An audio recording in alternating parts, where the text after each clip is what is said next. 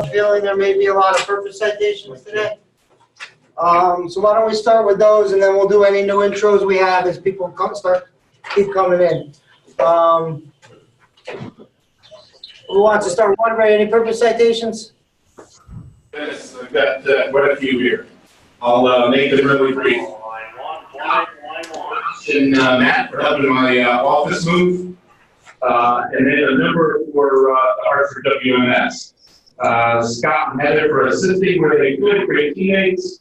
Training obviously taking point, Matt helping, and most importantly to the whole entire Hartford branch and Jason for keeping us on target and hitting the dates that we said we were going to. So great job, everybody.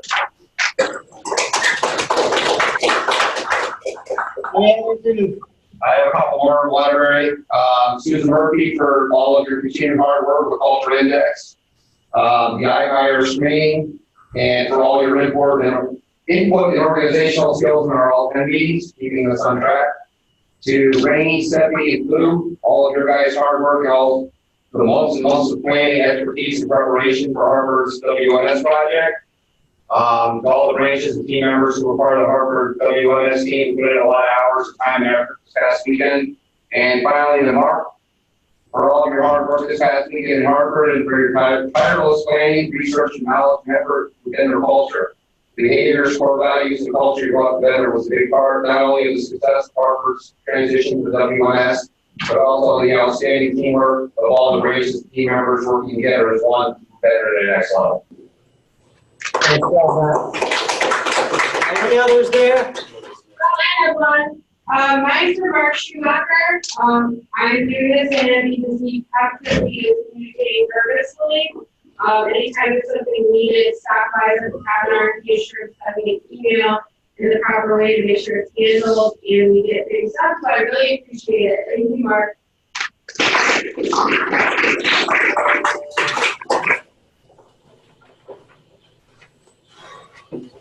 Any others there? No, but we have a new team member we want to introduce. Followed out at the end. He's founder of the warehouse. Maybe you can come over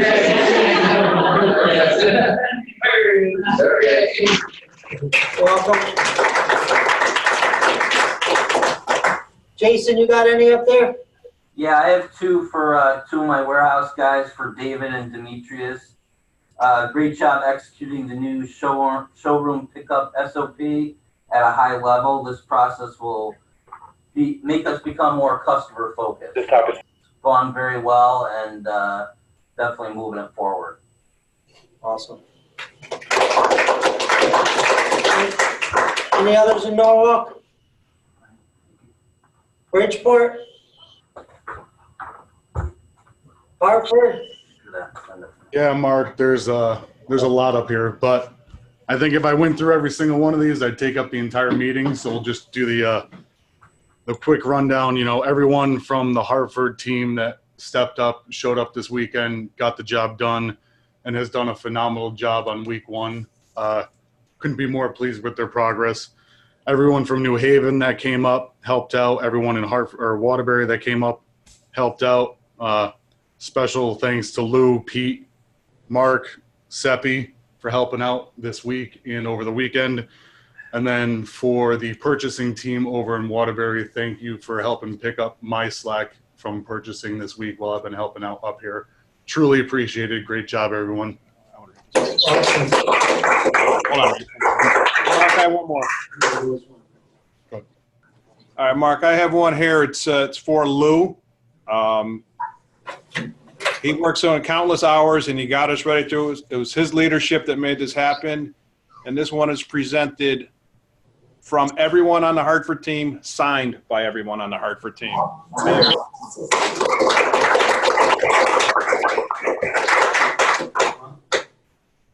Hartford done?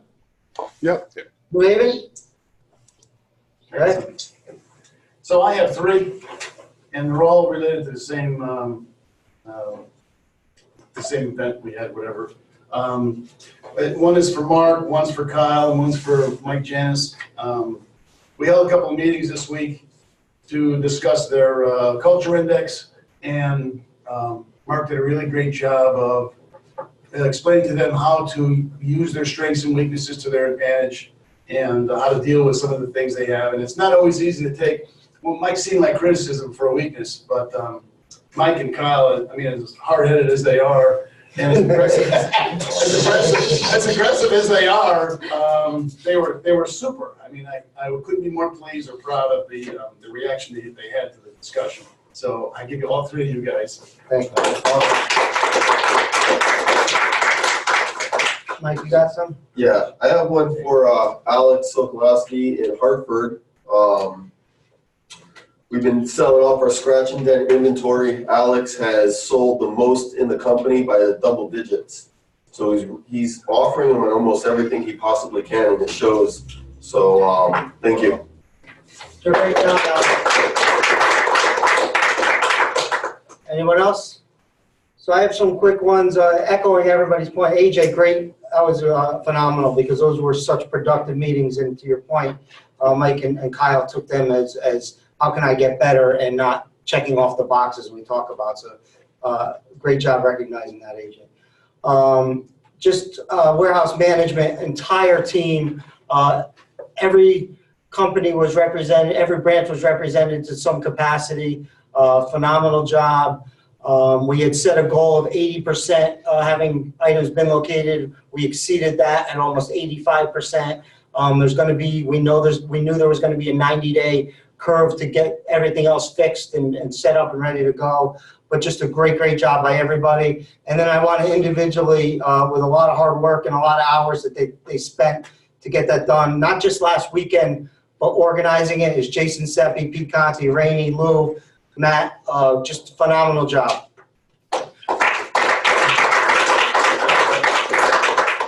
I have one more that as I sit in these L10s, I hear a lot of stuff going on, and then there's always ones that are like, wow, talk about moving the company forward.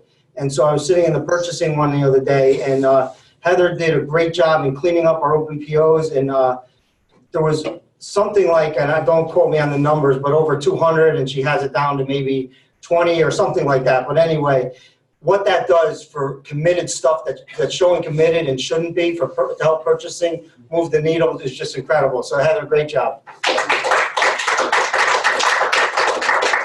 Any other new intros? I know we had one. Is there any other intros? So last weekend we worked on We Give Everyone a Warm Welcome. This week we're going to work on We Communicate Purposefully. A document speaks for itself. And I thought rather than, as I realized that we leave here and we're kind of in the weeds and we're not really forward thinking about how we're going to do that, I thought I can put something together that everybody can work on collectively. So I'll send this out in the recap. What I think we can do to move the needle is on the other end. So when we give somebody a task or a job, or we're giving them information that they need to do something, let's make sure we're saying, so tell me or confirm if it's an email, what the next steps are you have to do and when you'll have it to me by. So let's make sure we're clear about the other person understanding what the next steps are and how and when they're going to do them by. So what that'll do is they'll kick back saying, well, this is what I have, and if it's wrong, we can kick back and say, well, to be clear, this is what I was looking for. Does that make sense, everybody? And I'll put that in framework in the recap. So today we're going to work on, we talked about EOS 2 weeks ago, and I wanted to really dive into some of the highlights of EOS. And so when I do this, I do things that have really helped me, and I've shared this with a lot of people already. But we're going to talk about delegate and elevate. And there's a quick video I want everybody to watch. Susan's going to prepare that up. And Susan, as you're doing that, by the way, you got a purpose citation earlier. I did. I missed it because I wasn't on time, prepared, ready. I didn't say that. I just said the first part. So we're going to watch it. Just share this up.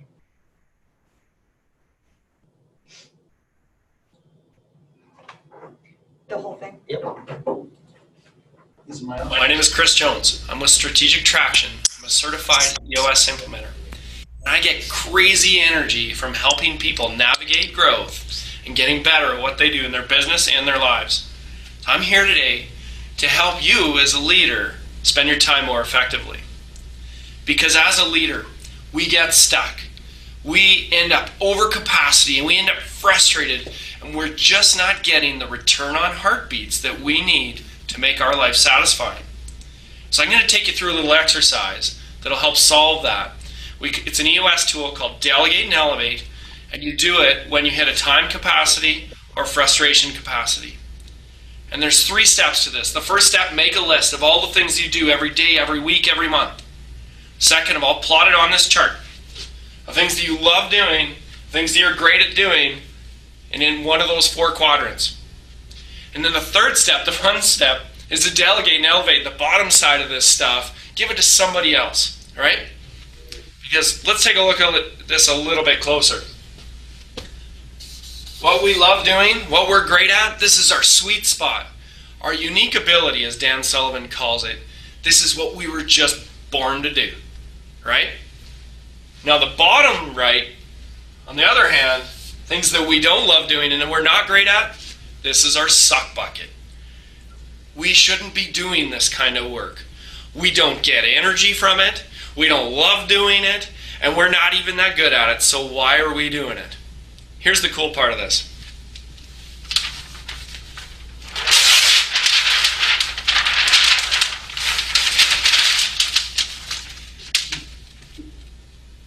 Your suck bucket is somebody else's sweet spot.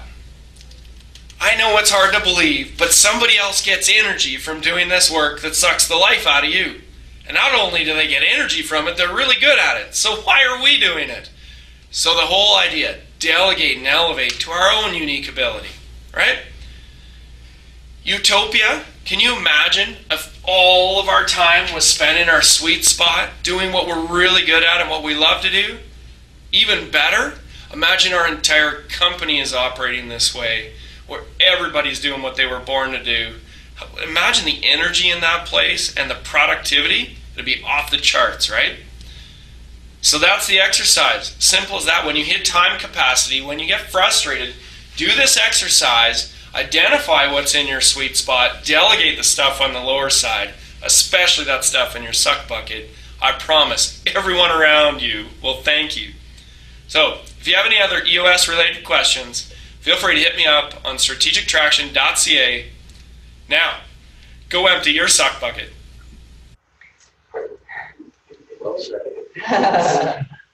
So I want to frame this a little bit to help everybody here. So I've worked with our coach. If you write anything on your computer, you need to get grammar. Sorry. So I've worked with our EOS coach on this a little bit, and I want to talk about how we've used it here and how it can be successful. And also realize, as you look at the delegate and elevate chart that we sent out, there's times where you love it and it's great, and then it turns into like it good, and then don't like it, and then don't like it and not good. And that's a common pattern, that at one point you love it, and then at some point you're bored with it. And so what's really important to recognize here is that there's times in every company, and Chris in the video didn't go over this, where we have to do things that we like that we're not very good at, or don't like that we are good at, or don't like that we're not good at them, until we can figure out a way. So obviously, as we look at this, this is a very hierarchy thing, and we need to be strategic in terms of look at your organizational chart if you decide to do this, and work with your supervisor, and what great conversations you'll have if you can show them what you don't like doing and you're not good at doing that. The other thing is, to really do this successfully, it's not just writing them down, it's doing a time study. So I sent that sheet over. And they recommend doing this. The founder of EOS, Gino Wickman, recommends doing this twice a quarter. He himself has done it for over 25 years, twice a quarter. And his job is to move things in his don't like, not good at bucket to somebody's love great, at least 3 every quarter. And then he fills his love great with new things. So I recommend that you fill out that chart. And what I did, and I worked with our EOS implementer, Tom Bauer, is after every day, I do my time study, and then I put everything into what quadrant it is. So I had 5 of the delegate and elevates, and then at the end of the week, I created 1 master delegate and elevate. And it really worked. And at the end of the week, I looked at things I was doing, and I couldn't let go of them right away, but I since have. And that was things like bank statements, point of sale, releasing tickets, salesperson change, things that I had at one point were love and great because they needed a process built, and they turned into don't like it or not good at it, to be candid with you. And so I turned them over to somebody who it wasn't their love great bucket. So I just saw this as an opportunity for as managers to really use this exercise, and as teammates to use this exercise and have conversations with your supervisor as to how you can do this and strategically how you can move this forward.